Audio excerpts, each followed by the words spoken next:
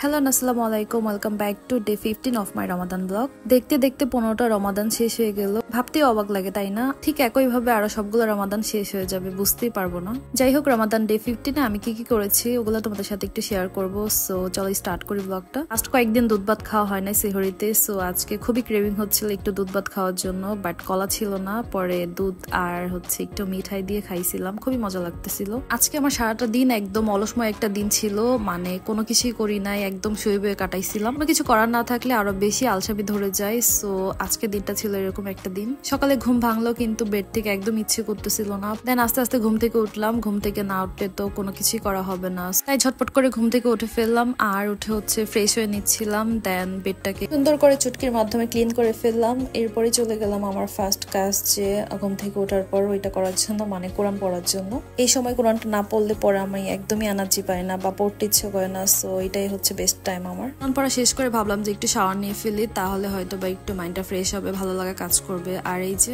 আমার জামাই হচ্ছে এখান থেকে এখানে টয়লেট টিস্যুটা রাখা, বাট সে কখনোই লাগাবে না। ঠিক একদম আমার মতো হয়েছে, মানে আমার যখন যেটা করতে না ইচ্ছে করে ওইটা আমি কখনোই করি না। সেম আমার জামাইয়ের ওই অবস্থা। যেহেতু লাগায় নাই, সো আমাকেই লাগাতে হলো।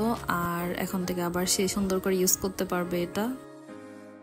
এরপর দেখি যে সাবানও শেষ হয়ে গেছিল, পরে সাবানও বের করে নিচ্ছিলাম। আর আমার এই সাবানের স্মেলটা খুবই সুন্দর, সবগুলা ফ্লেভারে আমার কাছে খুবই ভালো লাগে, বাট এই বেগুনি কালারটা খুবই সুন্দর ছিল।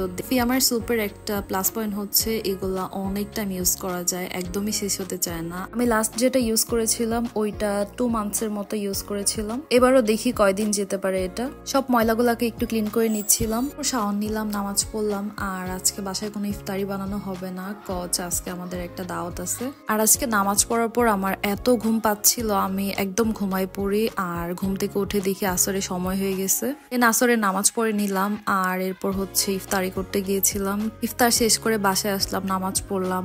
আর এরপর আমি আবার একটু ড্রিঙ্কস নিয়ে বসছিলাম। আজকে অনেক গরম ছিল, আর গরমের মধ্যে ভাবে এরকম ঠান্ডা ঠান্ডা একটা ড্রিঙ্কস তৈরি করেছিল, তো এটা আমি নিয়ে আসছিলাম, খুবই মজা লাগতেছিল। এবার রোজায় মহব্বতে শরবতটা বানানো হয় নাই, সো আজকে ফার্স্ট খাচ্ছিলাম। আজকে একদমই হালকা পাতলা ইফতারি করেছিলাম, রাতের খাবারে ছিল এরকম বিরিয়ানি। আজকের ব্লগটা এই পর্যন্তই ছিল। আর তোমরা আমার রমাদানের ব্লগগুলো কেমন এনজয় করতেছো আমাকে কিন্তু অবশ্যই জানাবা। আর যদি আমার ব্লগগুলো ভালো লেগে থাকে তাহলে প্লিজ লাইক, কমেন্ট, শেয়ার দিয়ে আমার পাশে থাকবা। Bye bye.